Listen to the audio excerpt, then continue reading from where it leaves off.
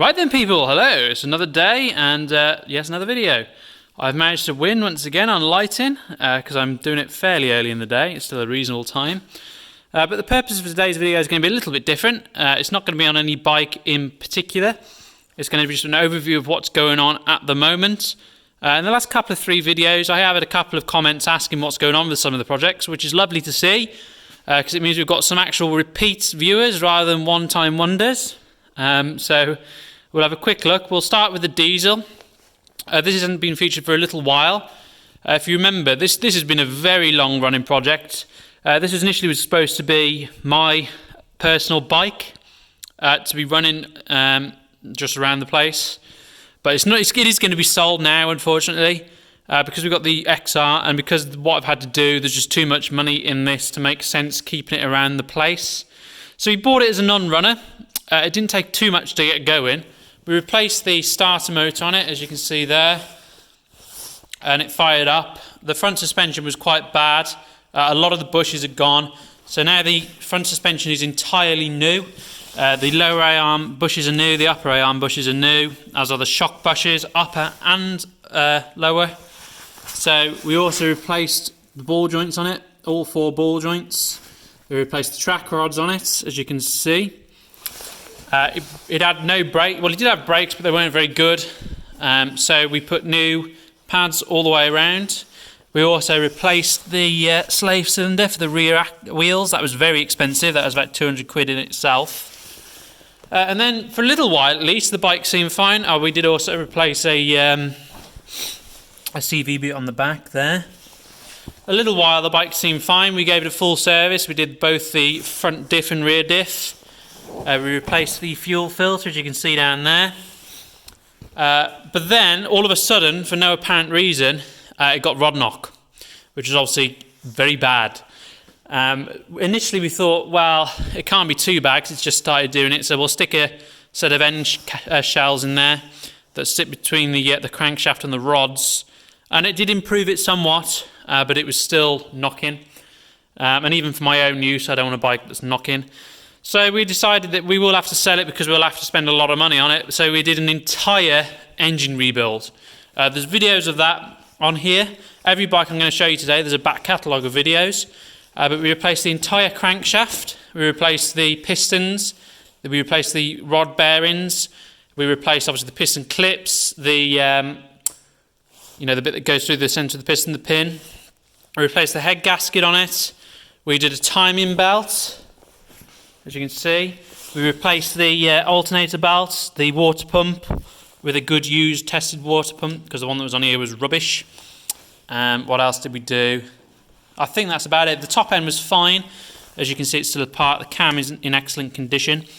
The only thing stopping me completely putting this back together now is one screw. So as you can see, these are your unit injectors. On this engine, they act as the high pressure fuel pump. So fuel is supplied at low pressure across this fuel rail to the 2 Bosch unit injectors. Then the unit injectors themselves are driven from a push rod off the cam, as you can see. So as the engine rotates around, then push rods are pushed in, providing the high pressure injection of fuel that the engine needs. But this is a governor linkage.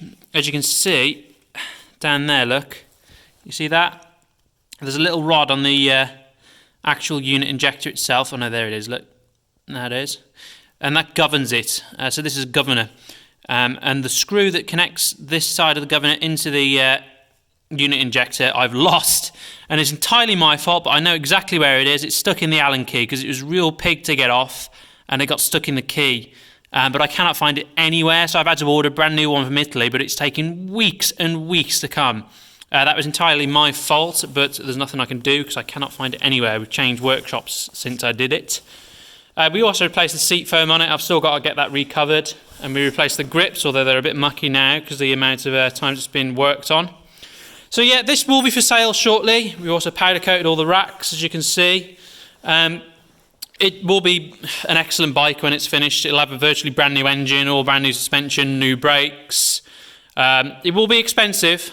Because we've spent a good £2,000 on parts alone, plus my time, and obviously the initial purchase cost.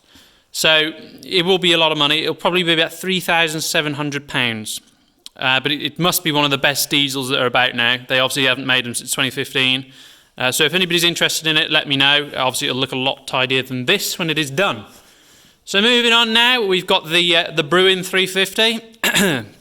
This was bought supposedly with carburetor problems. This is another one that's been stuck here for quite some time. Before I'd even touched the engine, I figured, well, it'll be an easy thing to sort out. We'll go ahead and do all the front suspension. So we put brand new protector tyres on the front. I'm not going to be able to show you, but we did 4 ball joints on the front. There's a video of us doing them if you want to see that. We put new calipers on it, new pads. We also put a new master cylinder on, as you can see here. They're all bled through nicely. But then for some reason, I just could not get this engine going. The starter was missing, so I replaced the starter on it. The original carb, I did get it to start up on the original carb, but I had to rev the hell out of it to keep it running. So I figured, it's just a carb clean, but I cleaned it, it made no difference. So then I bought an aftermarket carb, which is what's on it now, and that made no difference. It was doing exactly the same bloody thing. So I replaced the plug in it, as a matter of course. Obviously that made no difference. We tested the coil, that was all these tests were in another video. The coil seemed not great, so we replaced the coil, made no difference. Then we replaced the trigger coil and the the generator in that cover. That made no difference. So then I had a Grizzly 350 here a couple of weeks back, which I swapped the CDI off, and it made no difference. We put a new battery on. So I'm really stumped on this. Unfortunately, I am going to have to take it to another local dealer and just see if you can get a fresh set of eyes on it. Because there's not a lot wrong with this. When it started up, it was sweet as hell. It must just be a minor electrical fault, or somehow it would be a fuel fault, but I honestly don't know. This is the first one I've ever really been stuck on. But as I say, I'll have to go somewhere and get a fresh set of eyes on it. So moving on again, we've got the Arctic Cat 550XR, which there's been a few videos on now. It's looking in a bit of a sorry state because it's a bit mucky and torn apart, but this is a lovely bike. It's in near new condition. You won't be able to tell too much because I say how mucky it is, but it is in near new condition. It's very highly specification, 550cc, power steering, electronic power steering, 4-wheel drives with diff lock, PLG road registered. This is a 2015.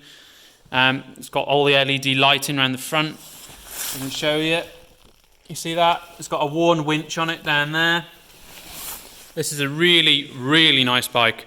But it had a complete engine failure. If you look back at the videos, you'll see the pistons shattered. It had taken the entirety of the head with it because it had bent the valves and it had damaged one of the valve guides, which aren't replaceable on this, believe it or not. Obviously, it destroyed the piston and it also destroyed the barrel in the process. So I've got a brand new cylinder head for it. I've got a brand new piston set. The barrel has been sent off to be replated, which I should get back next week, early part of next week. I think this video is probably going to go up on Saturday. So this will be a project for next week. You'll probably see a video on me getting this going, or at least starting to put it back together next week. So stay tuned for that one. These three have been here for a long time. You don't see many of the quick turnarounds that we do on film. Like if we try and buy newer stuff, obviously, it rarely has that much wrong with it. So we just tidy them up and get them out the door. Because obviously this is now a business, so this is how I make my money. So you don't see everything, because if it's not interesting, I don't film it. But these three have been here some time now, because of the level of problems with them.